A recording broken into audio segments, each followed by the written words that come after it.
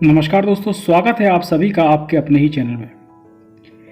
दोस्तों, आज मैं एक ऐसे शेयर के बारे में बात करना चाहूँगा कि शेयर बहुत अच्छा है, बहुत दिग्गज है अपने आप में, लेकिन फिर भी इसने लॉन्ग टर्म में भी लोगों को निराश किया है।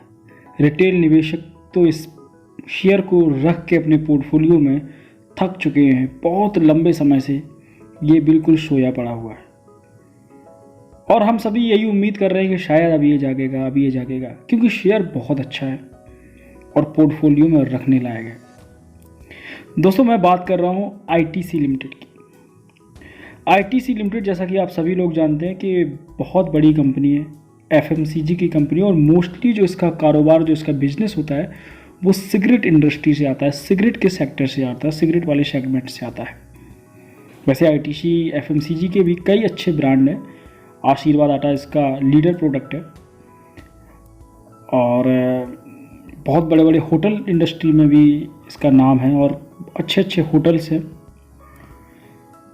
लेकिन ना जाने क्यों ये शेयर सो गया है। कारण क्या है कुछ पता नहीं है। हम सब लॉन्ग टर्म निवेशक के हिसाब से अगर सोचें तो बहुत निराश किया लोगों ने। लंबे समय से इसको बहुत दिनों से रखे हुए हैं, बट ये रिटर्न देने का नाम नहीं ले रहा है। तो चलिए पहले हम लोग इसका चार्ट देखते हैं कि आखिर ऐसा क्या है, मैं क्यों इसके बारे में बात कर रहा हूँ कि ये सोया हुआ शेयर है। और शेयर क्यों है? शेयर इसलिए है कि ये लॉन्ग टर्म का है। देखिए, लार्ज कैप की कंपनी है, 2,10,000 के लगभग का इसका मार्केट कैपिटलाइजेशन है और ये 13 नंबर की इसकी रैंक है। आज के 7-8 महीने पहले ये लगभग 6वें और 7वें नंबर की कंपनी हुआ करती थी निफ्टी 50 में, और अब ये 13 नंबर पर मार्केट कैपिटलाइजेशन में पहुंच चुकी है, 13 नंबर रैंक पर है। तो सबसे पहले इसके चार्ट को थोड़ा हम लोग समझने की कोशिश करते हैं। चार्ट अगर हम देखें इसका, सबसे पहले हम लोग 1 साल का चार्ट देखते हैं। तो 1 साल में इसने -31%, ये आप देख रहे होंगे, -31% के इसके रिटर्न है। Oh my God! अब आप सोचिए 5 साल के अंदर देखिए तो 5 साल में भी -27.75, लगभग 28% के रिटर्न। और अगर मैक्सिमम पे बात करें, मैक्सिमम यानी कि 2000 से लेकर के अब तक के, तो फिर इसका रिटर्न बनता है 750% का। लेकिन इतने मैक्सिमम जाने की ज़रूरत नहीं होती है। 3 साल 5 साल का भी हम जो टाइम देखें वो भी अच्छा खासा टाइम होता है जो इन्वेस्टर ने इन्वेस्ट किया होता है। आप देखिए 1 साल, 5 साल में अगर कोई कंपनी रिटर्न इस तरीके से नेगेटिव में देती है तो ये सोचने वाली बात होती है। लेकिन कंपनी बहुत अच्छी है, दिग्गज है। अब थोड़ा सा हम लोग इसके फंडामेंटल को समझने की कोशिश करते हैं, फिर उसके आगे हम लोग बात करें। तो देखिए दोस्तों, हम लोग आ गए जीरोधा की एप्लीकेशन पे। वहाँ पे मैं इसके फंडामेंटल्स आप लोगों के साथ में शेयर करने की कोशिश करूँगा, तो आप लोग थोड़ा सा समझने की कोशिश करें। सबसे पहले तो आईटीसी लार्ज कैप की कंपनी है। काम क्या करती है मैं आपको ऑलरेडी बता चुका हूँ। एफएमसीजी में है। आशीर्वाद इसका एक number 1 brand, market leader product है। टॉबको, जितने भी सिगरेट्स आती हैं मोस्टली आईटीसी कंपनी की आती हैं, और होटल्स में भी डील करती है। इसके 52 वीक का हाई देखें तो 266.30 का है, और इसके 52 वीक का लो देखें तो 134.60% का है। दोस्तों, एक बात मैं आपको शेयर करना चाहूँगा पर्सनली, कि मैंने भी इसको 301 से अपने पोर्टफोलियो में ऐड करना शुरू किया था। जबकि जब मैंने 301 पे इसको ऐड किया था उसके पहले इसने हाई अपना बनाया था 350 का, मतलब 350 का जब इसका हाई बना चुका था, तब उसके बाद में जब ये थोड़ा सा डाउन हुआ था 20% और 15% के समथिंग, 301 रुपये जब ये आया था, तो वहाँ से मैंने इसको अपने पोर्टफोलियो में ऐड करना शुरू किया था। और उसके बाद से ये लगातार डाउन होता जा रहा है, डाउन होता चला जा रहा है। आप लोग अभी भी देख सकते हैं इसमें, यहाँ पे पहले ही रिटर्न मैंने आपको दिखा दिए हैं, 1 साल के भी और 5 साल के भी, सब नेगेटिव में ही है। पी देखिए, सेक्टर का पी कितना ऊपर है, 42.21% का, और इसका पी लगभग 14% के आसपास, 14 का पी है। तो ऑब्वियसली पी बहुत डाउन है।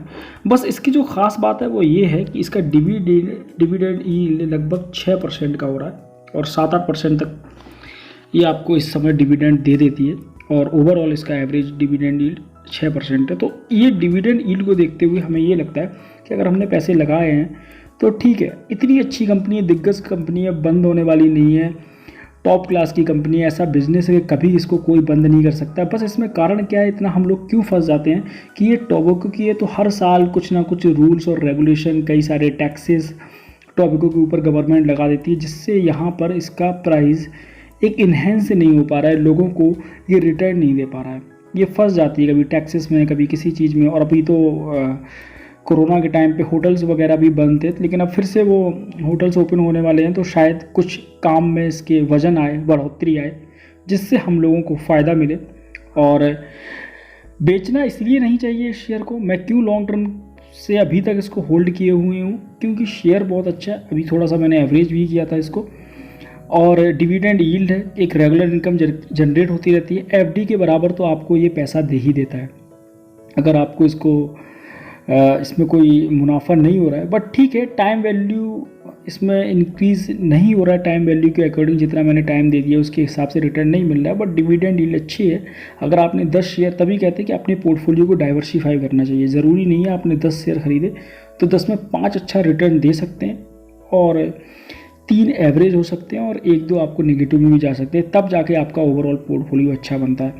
तो ये वही शेयर है, बस मैं इसको डिविडेंड यील्ड बहुत अच्छी है, तो शेयर बहुत अच्छा है। मैं अभी इसको ये नहीं कहूँगा कि अगर आप लोगों के पास में, किसी के भी पास में इसका पुराना शेयर पड़ा हुआ है तो आप इसको अभी बेचें नहीं, होल्ड करके रखिए। रीज़न ये है कि ये बहुत दिनों से सोया हुआ था, और आप सारी उम्मीद है कि ये शायद यहाँ से भागना शुरू कर दे, क्योंकि मार्केट ओपन हो चुकी है पूरी तरीके से, होटल इंडस्ट्री भी ओपन हो गई है, और कुछ जो टैक्सेस लगे थे मार्च के बाद में लॉकडाउन हो गया, तो उस टैक्सेस का असर इसका ख़त्म नहीं हो पाया, इसका मार्केट उभर के नहीं आ पाया। लेकिन अब ये उम्मीद है, और बड़े बड़े दिग्गजों ने, कई लोगों ने, आप वीडियो देखिए, इसके बहुत अच्छे टारगेट दिए हैं।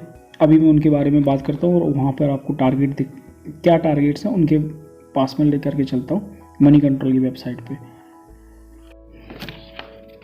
तो दोस्तों, हम लोग मनी कंट्रोल की एप्लीकेशन पे आ गए। यहाँ पर समझते हैं कि क्या टारगेट इसके लिए गए हैं।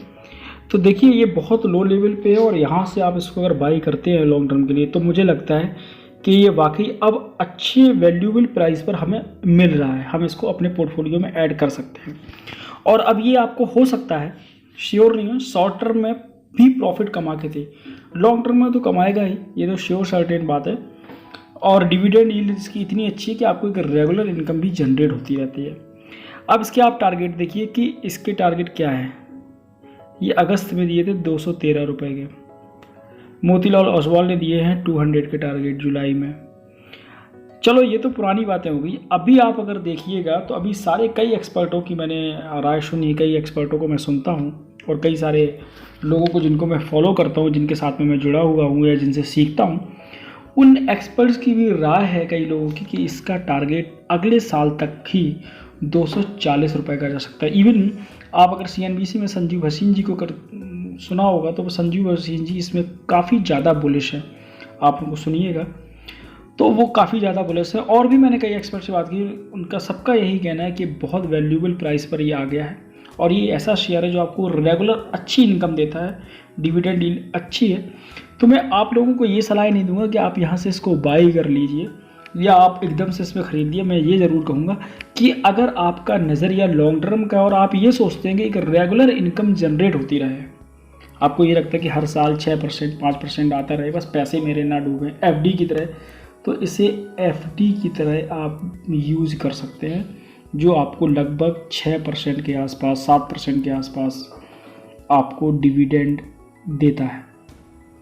तो बस आपके साथ में ये जो शेयर काफ़ी दिनों से सोया था, और मुझे लगा इसके बारे में आप लोगों के साथ में जानकारी शेयर करनी चाहिए, तो ये जानकारी मेरी तरफ से। अगर आपको वीडियो अच्छा लगा तो वीडियो को लाइक करें, शेयर करें, और कमेंट करके इनकरेज करें। Thank you so much.